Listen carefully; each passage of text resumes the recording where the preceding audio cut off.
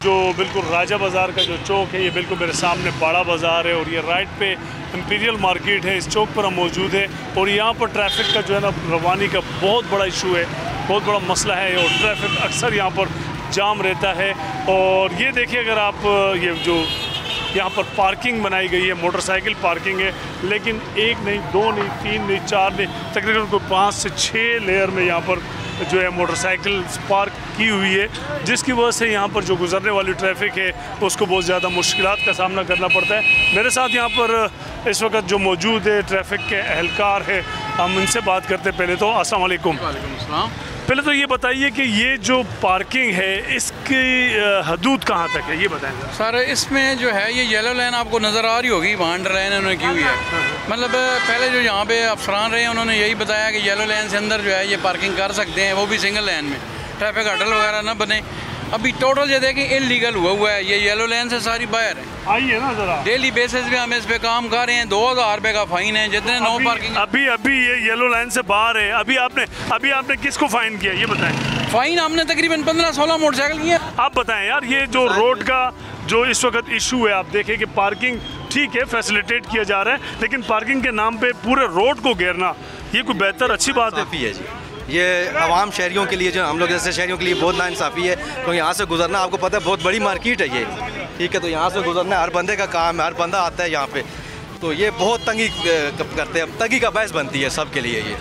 तो ये बहुत मेहरबानी होगी, ये भाई साहब अगर इस पे एक्शन ले लें तो इसको क्लीन हमारी ड्यूटी है, क्लीन कर, फर्ज है हमारी ड्यूटी, सारा हमारी ड्यूटी है। हमें पता है इस चीज़ का, जितनी रोड क्लियर होंगी पब्लिक को उतनी सहूलत मिलेगी, ट्रैफिक का पहिया उतना बेहतर चलेगा। अच्छा, ये बताएं कि बाड़ा मार्केट में और फवारा चौक, इंपीरियल मार्केट, ये पूरा जो रावलपिंडी का जो मेन मरकज़ है, कारोबारी हब है, यहाँ पर जो नाजायज़ तजावज़ात स्पेशली दुकानों की तरफ से और कुछ दुकानदारों की तरफ से भी देखें अपनी हदूद से तजावज़ करके रोडों को, फुटपाथों को ब्लॉक किया गया है। फिर रह जाती हैं हमारी सड़कें, सड़कों पर जो पथारे लगाए जाते हैं, ठेले लगाए जाते हैं। आपकी जो कमेटी, जो कि स्टैक होल्डर है, आप लोग दुकानदार हैं, आपकी कमेटीज़ है, आप लोगों ने इस बारे में अपने तौर पे क्या एक्शन लिया अब तक? सिर्फ मसला है तो हमारी ये ट्रैफिक के जो गलत पार्किंग हुई है, जिससे हमारा रोड ब्लॉक हो जाता है। अगर पार्किंग हमें एक गाड़ी की इजाज़त है, पार्किंग वाले 2-2, 3-3 गाड़ियाँ पार्किंग में लगाई है। हमारा मेन रोड का ये इशू है कि जो ट्रैफिक वाले ये जो नजायज़ पार्किंग के बाहर जो मोटरसाइकिलें और गाड़ी खड़ी हुई हैं, ये हमारा बहुत बड़ा इशू है।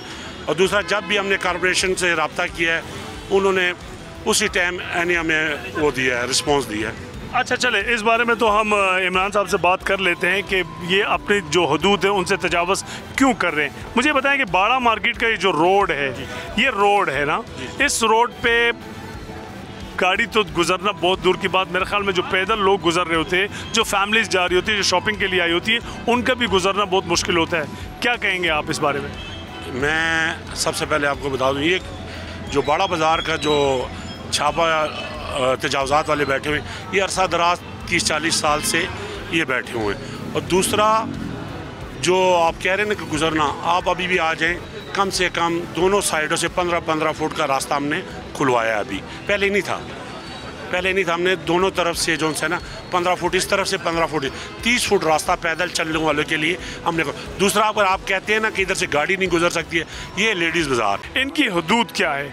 इनका यकीनी तौर पे इनको जो कॉन्ट्रैक्ट दिए जाते हैं, हदूद का तयन किया जाता है, वो बताएं। और दूसरा ये बताएं कि इनके ख़िलाफ़ क्या कानूनी एक्शन आपकी तरफ से क्या होगा?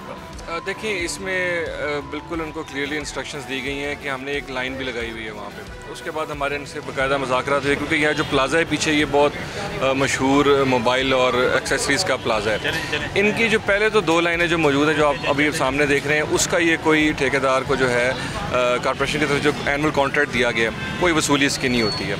इनका मौक़िफ़ ये है कि यहाँ पर पक्के दुकानदार हैं, तो हम यहाँ पर फ़ीस कोई नहीं देंगे। बहरहाल उसके बाद हमने इनको 3 लाइनों की इजाज़त दी और उसके बाद हमने एक लाइन खींच दी है। उससे आगे जो है वो हमने ट्रैफिक पुलिस के 12 उनसे गुजारिश भी की, उनके हायर अप से हमने कांटेक्ट भी किया कि उससे आगे जो बाइक्स हैं उसको बाग सरकार जब्त करने की अथॉरिटी ट्रैफिक पुलिस के पास है।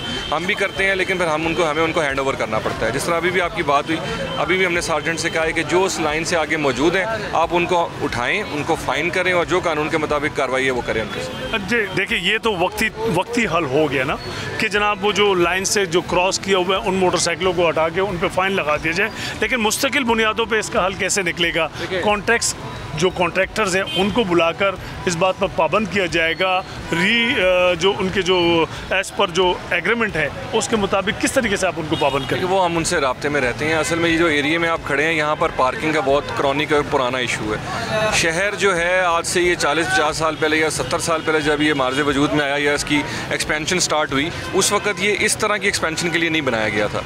ये तमाम पुरानी इमारतें, ज़्यादा से ज़्यादा इस अंदरून शहर के अंदर पुरानी इमारतें हैं। जो तो नई इमारतें बनती हैं उससे हम बायलॉज को इंश्योर करते हैं कि वो 15 से 20 foot set back parking space छोड़कर बनाएं। अब जो पुरानी हैं, और इस पार्किंग को बनाने का मकसद ये है कि आसपास के तमाम बाज़ारों की बाइक्स यहाँ पर आ जाएं। अभी हमने एक पूरी इसके लिए कमेटी बना दी है। उस कमेटी के अंदर ये तमाम सदूर भी आएंगे, कॉन्ट्रैक्टर्स भी आएंगे, और हम इंश्योर करेंगे कि इस लाइन को ये क्रॉस ना करें। सब्सक्राइब करें और बेल दबाएं ताकि कोई खबर रह न जाए।